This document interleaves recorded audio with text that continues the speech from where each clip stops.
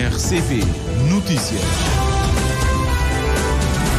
São 13 horas em Cabo Verde, Jornal da Tarde. Iniciamos conhecendo os títulos.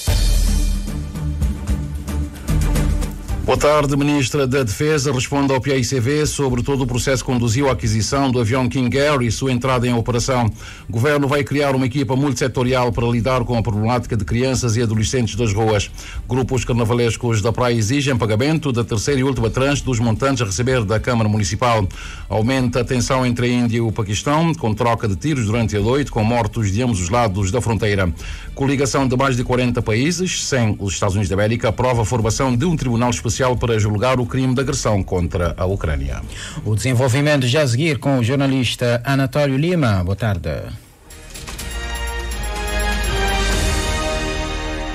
Amigo ouvinte da Rádio de Cabo Verde, muito boa tarde, bem-vindo a este jornal. A Ministra da Defesa, Janine Leles, respondeu à posição do PICV sobre o processo que envolve a aquisição do avião King Air, bem como a sua utilização.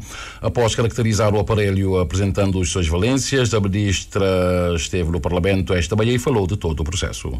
Foi assinado um acordo com a Agência de Aviação Civil em junho de 2024 para se fazer o registro e a supervisão da aeronavegabilidade desta aeronave. Porquê?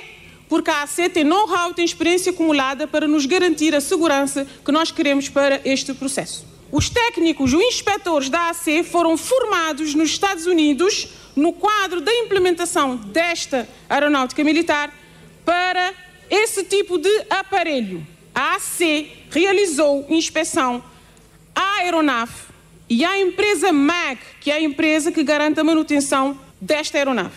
A AC também inspecionou o centro de treino dos pilotos, onde os nossos pilotos foram formados. Foram realizadas 2 inspeções à aeronave pela AAC, estando ainda a aeronave nos Estados Unidos. Os técnicos saíram daqui para lá. A primeira inspeção aconteceu quando da aceitação da aeronave em 15 de novembro de 2023, isto na sua configuração básica, que já incluía a questão de evacuação médica. A segunda foi quando se fez a aceitação final, desta feita com os sistemas de missões integrados, ou seja, o sistema de busca e salvamento e o sistema de vigilância.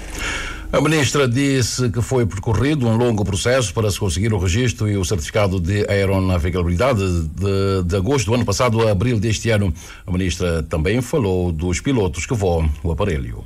Os pilotos da King Air são certificados desde novembro de 2023. Estes pilotos realizaram o voo que trouxe a aeronave dos Estados Unidos até Cabo Verde. Estes mesmos pilotos voavam o Dornier, que é motivo de orgulho para nós terem trazido a aeronave. Fizeram 5 horas de voo de Titusville para New Hampshire. Fizeram 6 horas e 35 minutos de Concord, New Hampshire para Lajes. Fizeram 5 horas e 35 minutos de Lajes para a praia. Percurso total de 17 horas. Esses pilotos não começaram a pilotar ontem. Estão devidamente qualificados. A Ministra também falou do processo de treinamento dos pilotos e assegura que tudo foi feito com cuidado e espera que o inquérito sobre o acidente seja esclarecedor.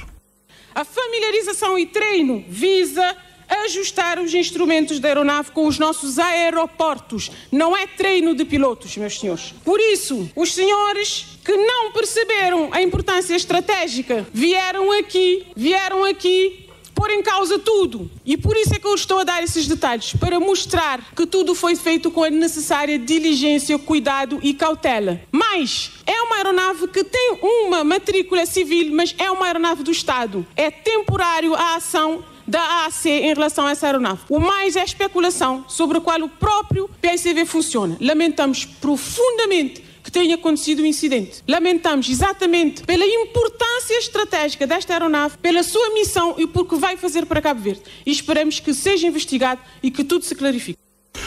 O aparelho teve uma aterragem muito brusca na primeira missão de transporte de um doente da Boa Vista para a praia. Aterragem essa que provocou estragos no aparelho no passado dia 17 de abril. E a deputada da UCI, Dora Pires, denunciou ontem no Parlamento a presença de muitas crianças e adolescentes das ruas de Mindelo, apontando algumas consequências do fenómeno. A deputada da UCI garante que a presença desses jovens das ruas, até noite adentro, preocupa. A parlamentar chamou atenção para a necessidade de casas próprias para as famílias dessas crianças e pediu ajuda ao Governo. abordagem que fazem as pessoas durante o dia e que vai até a altas horas da noite, que é uma situação preocupante, que muitas vezes, por necessidade, acabam por importunar as pessoas e isso não é boa imagem para uma ilha turística, uma ilha que tem uma vida ativa durante o dia e durante a noite. Nós temos pedido casas próprias para ajudar essas crianças e esses adolescentes na sua recuperação, porque precisam de serem vistas pelo governo e São Vicente não tem um lugar próprio para essas crianças, porque o lar de Nhojunga não dá vazão a essas situações. A Ministra da Justiça, Joana Rosa, disse na ocasião que a presença de crianças da rua é uma preocupação do Governo e que o Executivo está a trabalhar na constituição de uma equipa integrada por várias instituições para a resolução deste problema específico, mas também para se lidar com a problemática da toxicodependência. Estamos a trabalhar esta questão que tem a ver com crianças na rua. Nós estamos a formar uma equipa, Polícia Nacional, a ICA, também ICIEG. Estamos a trabalhar envolvendo o próprio Ministério Público na base daquilo que é o regime jurídico que nós aprovamos aqui no Parlamento para a sua implementação. Nenhuma criança na rua. Portanto, total proteção às crianças e o regime jurídico dá esta cobertura. A questão do ECA também, que foi recentemente aprovada. A questão que colocou toxicodependência, sim, o Governo tem de estar a trabalhar. A questão de toxicodependência, ela está ligada à própria questão de saúde pública. O Ministério da Saúde tem de estar a trabalhar com o Ministério da Justiça. Vamos trabalhar para que possamos ter associações encarregar-se dessas matérias. O Estado não pode estar a assumir tudo isso. O Estado financia e as associações vão assumindo essa responsabilidade. Ministra da Justiça anuncia que o Governo então trabalha na constituição de uma equipa que envolve diversas instituições do Estado para se lidar com a problemática e presença de crianças e adolescentes nas ruas, após preocupação manifestada por uma deputada da UCID que observou o fenómeno em São Vicente, considerando a situação de preocupante. A UCID proferiu na manhã de hoje uma declaração política no Parlamento, onde acusou o Governo de ser o principal responsável pelo cenário laboral marcado pela injustiça salarial e insuficiência de condições de trabalho no país, com destaque para a classe médica e os enfermeiros em particular. Nas reações, o MPD refutou as acusações sobre a precariedade e abandono dos funcionários do quadro especial. O PICV denunciou a ausência de uma verdadeira agenda de trabalho digno e o Governo apontou diversos indicadores que, na sua ótica, refletem a melhoria da qualidade de vida e aquilo que o trabalho digno em Cabo Verde dispõe, conforme o Cândido Amorim Fortes, que acompanhou tudo. A UCID reconhece alguns ganhos no setor laboral, mas ainda insuficientes. O deputado João Santos Luís alerta para a necessidade de se acautelar em situações tendencialmente explosivas e avança alguns exemplos de incumprimentos preocupantes relativamente às remunerações fixadas por lei. Nomeadamente a ilha mais a norte do país, Santo Antão, inclusive no setor público, constatando-se trabalhadores que recebem abaixo do vencimento base da função pública fixado em 19 mil escudos. A situação dos trabalhadores do Ministério da Agricultura é das mais gritantes. Eles recebem apenas 249 escudos. Muitos contratos assinados remontam a 2020 e 2021. Nas ilhas do Sal e da Boa Vista, por diversas vezes os profissionais do setor de hotelaria, turismo e restauração deram o grito de alerta e continuam sendo ignorados.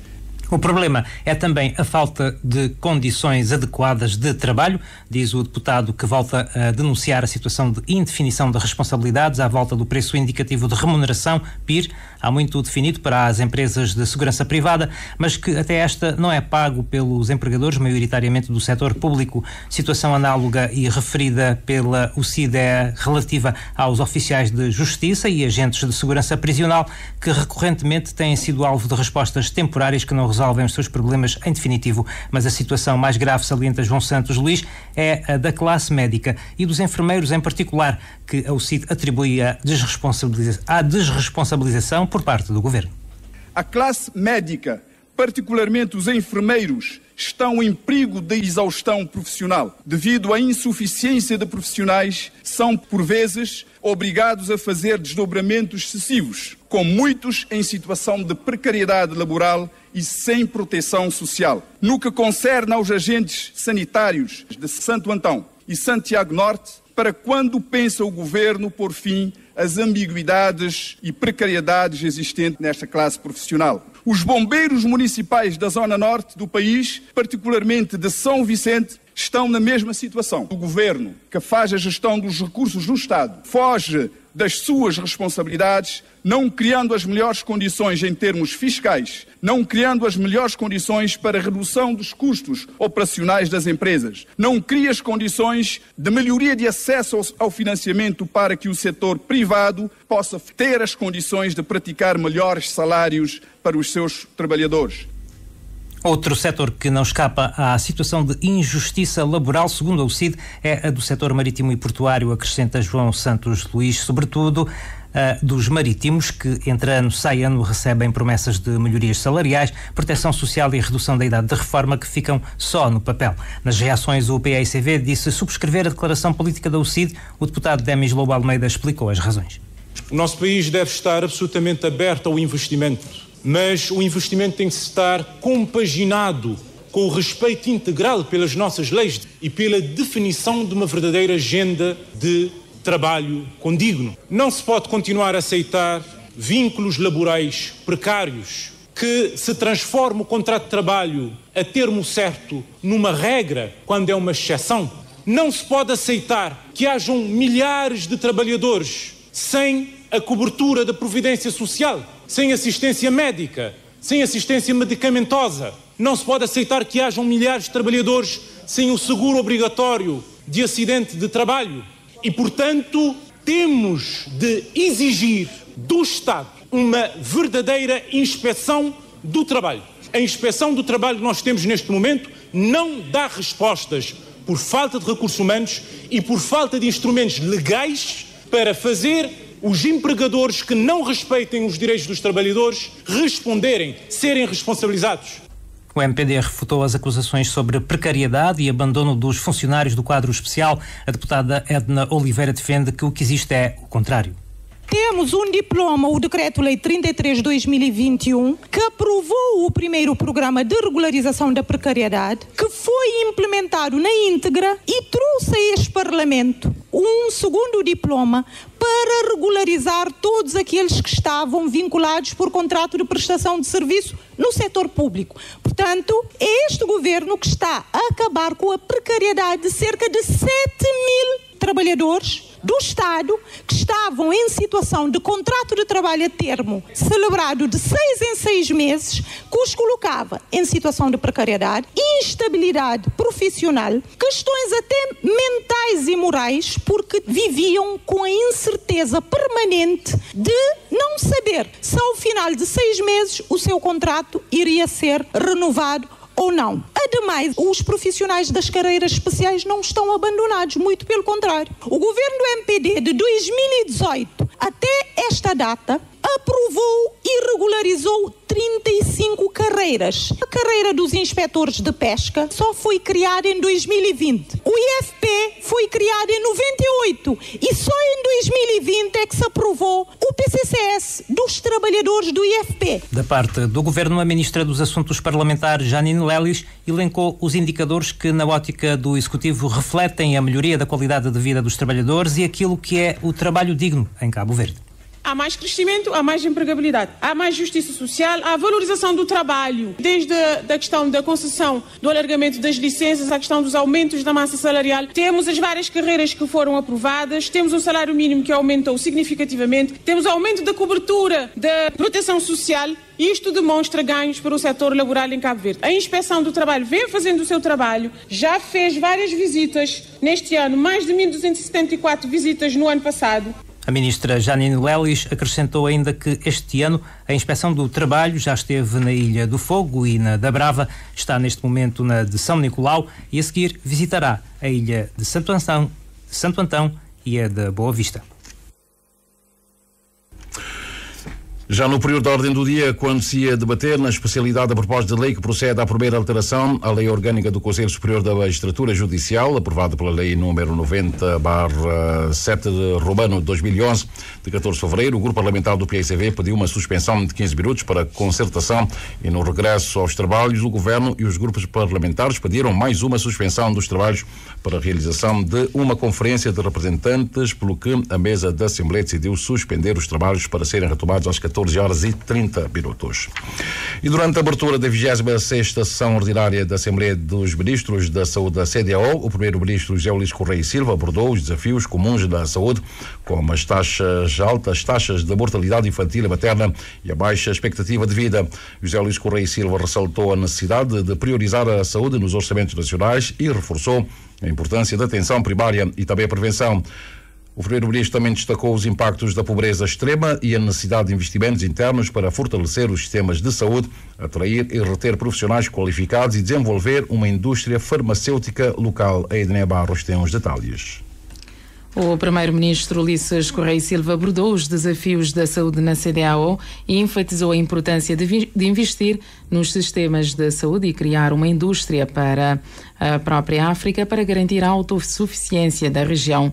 Além disso, reforçou que a saúde deve ser uma prioridade nos orçamentos nacionais, além das parcerias internacionais. A nível geral da CDAO é preciso fazer muito trabalho, porque os indicadores são indicadores desafiantes, quer a nível da taxa da mortalidade infantil, quer a nível da taxa de mortalidade materna, quer a nível até do nível de esperança de vida. Há que fazer um grande trabalho, por isso é que há uma prioridade também que é conjunta, convergente, de priorizar a saúde, não só no quadro das parcerias internacionais, porque a responsabilidade de facto acaba por ser global, mas nos orçamentos de Estado de cada um dos países, para que a saúde seja encarada como uma prioridade absoluta. Na 26ª sessão ordinária da Assembleia dos Ministros da Saúde da CDAO, a saúde comunitária foi destacada como tema central, exigindo um trabalho integrado e uma abordagem transversal. O primeiro-ministro afirmou que a saúde é essencial para o desenvolvimento sustentável da região.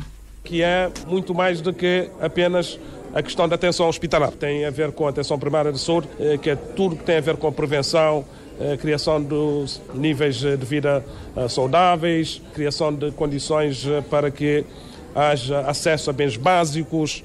A questão da pobreza extrema acaba por afetar também em África muito da questão do acesso a esses bens básicos, o acesso também à saúde de qualidade. Quer dizer que todos estes domínios já estão colocados sobre a mesa para que a intervenção seja uma intervenção integral. Por isso é que um dos temas aqui, o tema central desta conferência, desta Assembleia, é a saúde comunitária. Significa que é atenção primária, atenção hospitalar, criação de condições para que possamos melhorar significativamente os níveis de saúde em África. Amanhã devem ser apresentados os resultados da 26ª sessão ordinária da Assembleia dos Ministros da Saúde da CDAO, destacando estratégias para fortalecer a agenda regional da saúde, impulsionar oportunidades económicas e promover a cooperação técnica internacional. E o Ministro da Saúde, Jorge Figueiredo, comentou os desafios da saúde na Ilha do Maio, incluindo a falta de especialistas e a necessidade de evacuações médicas. Jorge Figueiredo destacou que o Governo está reforçando os recursos humanos, com a chegada de médicos cubanos, investindo em telemedicina para melhorar o acesso a consultas especializadas. E questionado sobre a possibilidade de evacuações médicas para o Senegal, Figueiredo também alertou sobre os riscos de evacuações médicas não coordenadas e afirmou que o Governo está focado em melhorar a formação de médicos e os serviços de saúde no país para reduzir a necessidade de evacuações internacionais. A Ilha do Maio provavelmente não está a passar por um período bom, assim como alguns municípios do país, mas estamos a ultrapassá-los exatamente, primeiro, reforçando seriamente os recursos humanos especializados e não só, de modo a poder colmatar todas essas deficiências. Esperamos ter nos próximos meses um grupo de médicos cubanos que irão rapidamente colmatar essa situação. Não só técnicos, mas recursos também, equipamentos, nomeadamente as telemedicinas, que neste momento estamos a formar todos os médicos técnicos que operam a nível da periferia, nomeadamente Maio, Brava, por exemplo, ou San Nicolau. Ministro que esteve então a abordar os desafios enfrentados pela Ilha do Maio, anunciando a chegada de médicos cubanos e investimentos em telemedicina para melhorar o acesso à saúde nas zonas periféricas. Uma resposta que vem na sequência da queixa da cidadã maiense que perdeu a filha no ano passado e que promove abaixo-assinado para levantar outras vozes sobre a falta de meios no setor da saúde e evacuações precárias feitas a partir da Ilha do Maio. Quanto à questão das evacuações médicas para o Senegal, levantada pelo público, eis a resposta do Ministro da Saúde. Estamos a trabalhar neste momento para melhorar a qualidade da formação dos médicos e introduzir a possibilidade da formação especializada dos médicos em Cabo Verde. A questão é que a base de uma evacuação é necessário fazer acordos específicos entre países, mais a nível dos negócios estrangeiros de Cabo Verde, com os negócios estrangeiros do Senegal, para acordarem a forma, a periodicidade, a estrutura, a vontade de ambas as partes. Os custos inerentes a estas evacuações são extremamente importantes para evitar. E também, por que não, a evacuação do Senegal para Cabo Verde. Pode-se pensar. O Ministro anunciou que o PCFR da classe dos profissionais da saúde já foi encaminhado ao Conselho de Ministros e vai passar pela Comissão Jurídica para depois então seguir os trâmites legais para ser aprovado. Já temos 13 horas mais 21 minutos. Jornal da Tarde da Rádio de Cabo Verde. O primeiro-ministro José Luís Correia e Silva reagiu com júbilo à eleição do novo Papa Leão XIV, destacando a emoção do momento e desejando votos de sucesso ao pontífice. Ulisses Correia e Silva manifestou ainda o desejo de que Cabo Verde seja incluído numa futura visita papal. Com a eleição histórica de Leão XIV como novo Papa, o primeiro-ministro José Luís Correia e Silva destacou a importância do momento para o mundo católico e manifestou o desejo de que Cabo Verde seja incluído na agenda de visitas do pontífice. É um sentimento de júbilo, acho que todos estiveram a aplaudir e expectantes desse momento, ver o fumo branco a sair da chaminé. Nós desejamos os maiores sucessos ao novo Papa, Leão XIV. Esperamos que Cabo Verde possa ser contemplado com uma visita, não sei quando é que poderá ser, mas acho que seria merecido. José Luís Correia e Silva sublinhou o valor das mensagens de paz do novo Papa e apontou que, sendo norte-americano, Leão XIV poderá desempenhar um papel relevante na mediação de conflitos globais. Falou da paz, falou de pontes, falou de uma igreja que irá continuar a ser para todos, mas repisou a paz várias vezes. Acho que a mensagem foi muito, muito clara.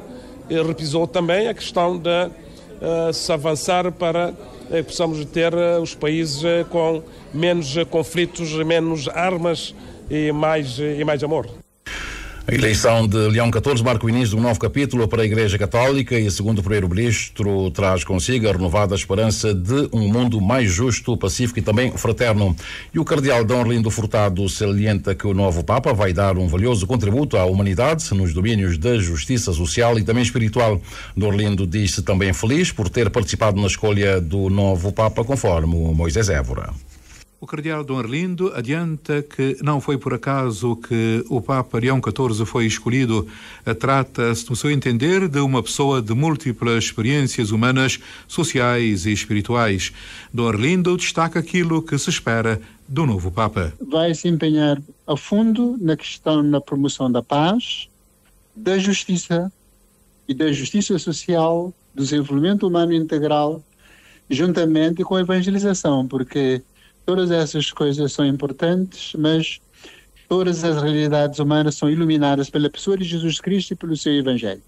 Portanto, juntamente com todos esses valores, vai aquilo que é a raiz e garante de todos os valores humanos, que é Jesus Cristo e a sua mensagem, né? É a boa nova da salvação, porque o homem trabalha para se realizar no mundo, nós estamos a caminho da verdadeira pátria, como nos diz São Paulo. Um Papa que tem tudo para dar um grande contributo à humanidade, como salienta o nosso entrevistado. Com a sua simplicidade, com a sua determinação, com o seu valor humano, com a sua formação humana, melhor, com a sua formação teológica e a sua experiência de pastor, e também com a sua capacidade de escuta e de diálogo, ele vai dar um contributo grande, não só no interior da igreja, para haver mais mais sinodalidade, mais diálogo, mais entendimento, mais criação de consensos no interior da Igreja para promover maior unidade interna, não só a Igreja católica, mas dos cristãos entre si, e mesmo com outras confissões religiosas, já seguindo as esteiras do Papa Francisco, mas também junto dos políticos, creio bem que ele possa ter uma influência positiva, ele e a diplomacia do Vaticano. A nível pessoal, o cardeal diz-se feliz e honrado por ter também podido participar na escolha do novo Papa. Pela primeira vez na história, isto, de facto, além de aquilo que simbolicamente representa para o exterior, pessoalmente constitui uma experiência humana e espiritual única, que a gente não jamais poderá esquecer ao longo da vida. Declarações de Dom Arlindo Furtado, prestadas da Itália para a Rádio Pública. Rádio Pública, que esteve envolvida numa polémica a partir da Assembleia, e é acertada a legítima decisão da direção da Rádio de Cabo Verde de suspender a transmissão contínua das sessões parlamentares. A análise é do docente investigador Nuno Ferreira. O jornalista considera que um pronunciamento da Autoridade Reguladora para a Comunicação Social, ARC, pode pôr um ponto final na polémica, conforme o Carlos Santos. Segundo Nuno Ferreira, a RCV não pertence ao governo nem a qualquer outro poder. Trata-se de uma estação pública com autonomia editorial, cujos princípios de funcionamento estão estabelecidos na lei e no contrato de concessão de serviço público assinado com o Estado. O investigador recorda que o ambiente mediático em Cabo Verde tem vindo a mudar, é hoje mais plural e a própria Assembleia Nacional já dispõe de plataformas próprias para a transmissão em direto das sessões. Nuno Ferreira questiona se a transmissão integral dos debates parlamentares garante, de facto, o direito dos cidadãos à informação. Enquanto órgão eminentemente jornalístico, como é a Rádio e a Rádio de Cabo Verde, a Rádio Pública, cabe-lhe também não só garantir a transmissão de eventos importantes à luz daquilo que são os seus critérios editoriais e critérios jornalísticos e de valor notícia, mas cabe também acrescentar a essas transmissões valor, acrescentar um ativo jornalístico em cima, ou seja, enquadrar, contextualizar, analisar, explicar. E isso não é necessariamente conseguido quando aquilo que tu fazes é levantar uma via e durante horas e horas e horas ouvir os sujeitos parlamentares em debates. É com base nessa reflexão que considera legítima a decisão da direção da RCV de reavaliar o atual modelo de transmissão. Não se pode, creio eu, em primeiro lugar, colocar em causa a decisão editorial, que me parece legítima, concordemos ou discordemos dela, da direção da rádio de alterar o formato de transmissão dos debates, e acho que não se pode esquecer ou ignorar os eventuais méritos dessa decisão, atendendo à alteração do contexto de base. Para o também diretor da Rádio Morabeza, um parecer da Autoridade Reguladora para a Comunicação Social poderá esclarecer definitivamente a questão. Porventura, um pronunciamento da ARC sobre este assunto, instada por algum sujeito ou por alguém que se sinta lesado com esta decisão editorial ou que ache que ela extrapola aquilo que ou viola algum tipo de princípio, pode ser clarificador e esclarecedor. Entretanto, o Presidente da República também já se pronunciou em declarações à televisão de Cabo Verde. José Maria Neves deu razão à direção da RCV. Recordou que em 2010, quando ainda era Primeiro-Ministro, foi tomada uma decisão semelhante, mas sem o mesmo nível de contestação. Mudando de assunto, os grupos oficiais do Carnaval daqui da Praia exigem da Câmara Municipal Local o pagamento da terceira tranche de financiamento destinado aos grupos de Carnaval no valor de 600 contos cada e também o valor dos prémios atribuídos aos vencedores do Carnaval de 2025. A Dina Almeida esteve na conferência de imprensa dos grupos oficiais de Carnaval aqui da Praia.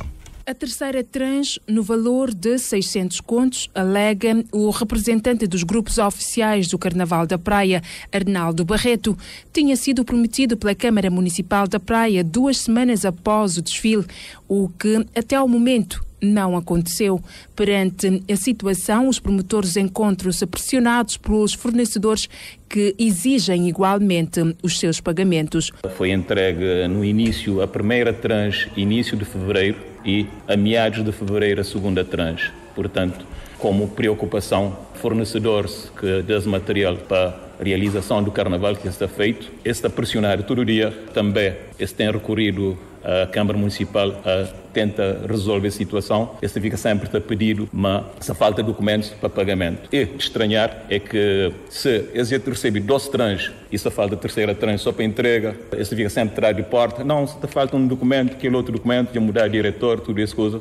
Bom, acho que se depois de mais, aguenta fornecedores, chama-se todo dia à porta para pagar aquele dívida, senão isso perde crédito para próximos anos de carnavais. Os promotores alegam descaso da Câmara Municipal da Praia e exigem, para além de uma explicação da autarquia, no sentido de resolver a situação, também a valorização dos fazedores do carnaval. Além de tudo isso, não tem ausência de informação. Se que não se quer atrás de informação, nunca está a falar nada. Não tem família, não tem vida pessoal, nunca está a ganhar nada para fazer carnaval. Tanto, nós ali, gasta pessoas que não devem, está a criar suspensão, mas já não dá o dinheiro, testa, nem prêmios que tem e nem sequer que tem satisfação. Por isso que não está a chamar pessoas de respeito e considera pessoas. O problema é que fica com ele nós, quando que falar na 2.000 conto fala mais alto. Então, portanto, não está à espera, mas está resolvendo aquele problema o mais rápido possível. Ele trata os grupos não com dignidade, não quer que não te sentir maltratado por Câmara Municipal, porque ele fazia muitas promessas ao longo de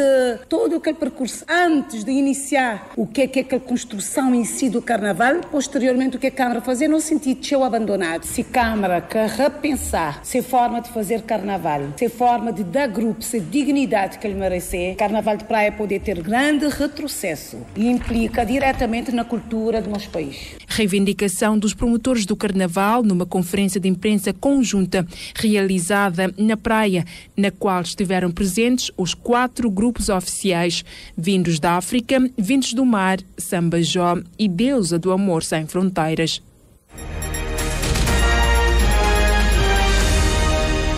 E já ultrapassamos o Equador da hora 13, já são 13 horas mais 32 minutos, sensivelmente. As tensões aumentam entre a Índia e o Paquistão, com troca de tiros. As forças indianas e paquistanesas estiveram envolvidas numa intensa troca de tiros e bombardeamentos de artilharia durante a noite. Tudo aconteceu ao longo da fronteira contestada em Caxemira, fazendo pelo menos 5 mortos. Na Caxemira, administrada pelo Paquistão, o oficial da polícia local informou que os fortes disparos de artilharia do lado indiano da linha de controle mataram 4 civis e feriram outros 12. A polícia indiana, por sua vez, também confirmou que uma mulher foi morta e 2 civis ficaram feridos. Os militares indianos disseram que as tropas paquistanesas abriram fogo contra as suas posições, utilizando artilharia, morteiros e armas automáticas em vários locais. Vários estados indianos ordenaram o encerramento de escolas e universidades durante pelo menos 2 dias. O Ministério da Aviação Civil da Índia também confirmou o encerramento temporário de 24 aeroportos devido a questões de segurança. Uma vasta coligação de nações democráticas aprovou a formação de um tribunal especial para julgar o crime de agressão contra a Ucrânia, um gesto simbólico poderoso que assinala o Dia da Europa e que deverá enfrentar desafios formidáveis para cumprir a sua missão. A aprovação política, que consolida mais de 2 anos de trabalho de bastidores entre consultores jurídicos, foi selada hoje durante uma visita dos ministros dos negócios estrangeiros à Ucrânia. A ocasião reuniu enviados de quase 40 países europeus e também não europeus.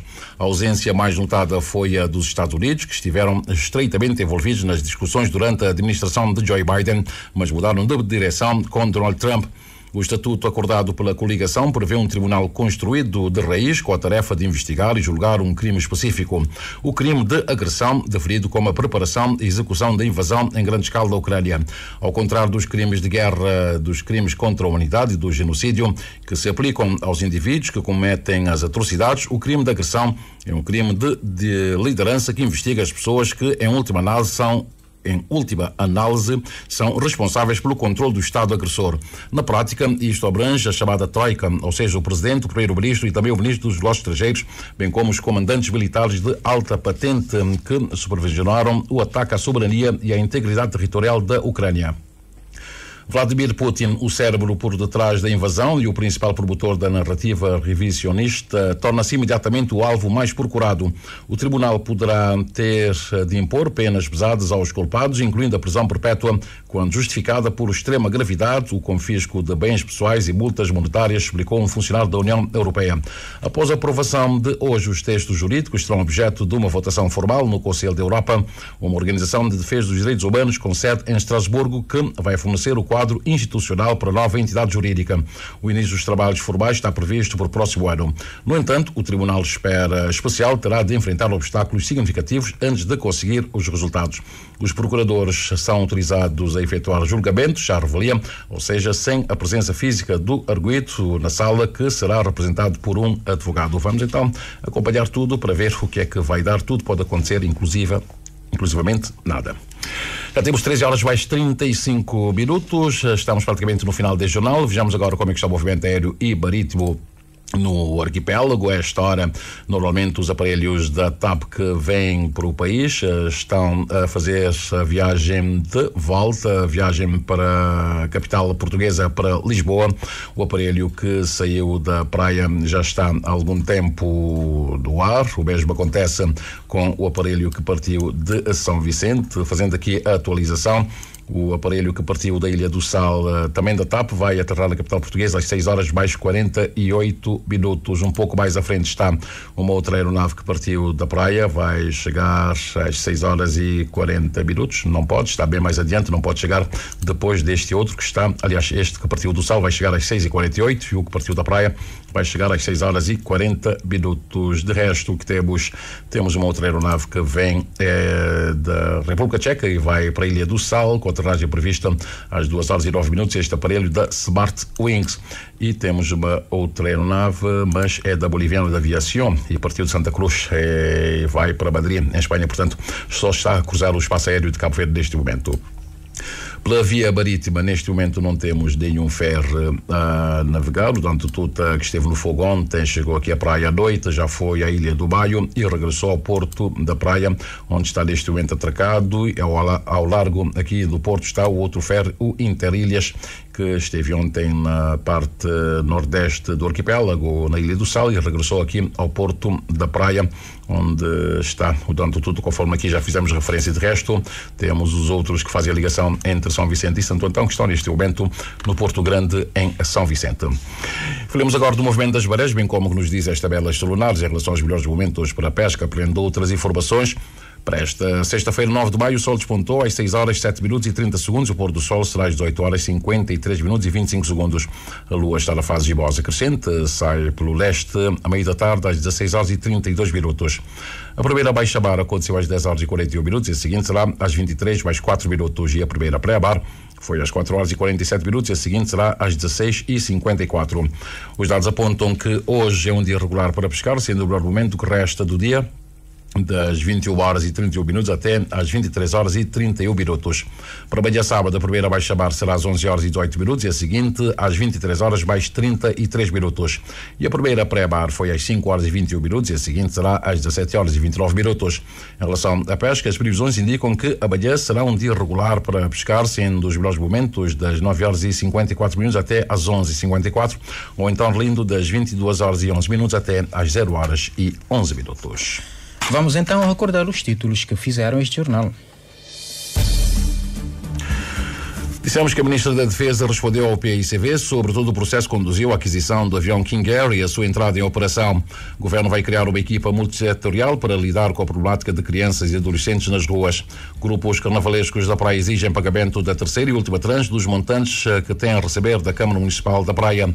Aumenta a tensão entre a Índia e o Paquistão, com troca de tiros durante a noite, com mortos de ambos os lados da fronteira. Coligação de mais de 40 países sem os Estados Unidos da América aprova a formação de um tribunal especial para julgar o crime de agressão contra a Ucrânia. Muito obrigado, boa tarde e bom final de semana. E foi assim então o Jornal da Tarde, a edição e a apresentação do jornalista Anatólio Lima. Já sabe, informação à volta daqui a pouco às 14, com os títulos trazidos pela jornalista Ednea Barros. Mais informações em www.rtc.cv e na aplicação RTC Mobile. RCV, o rigor da notícia e o melhor da informação a cada hora.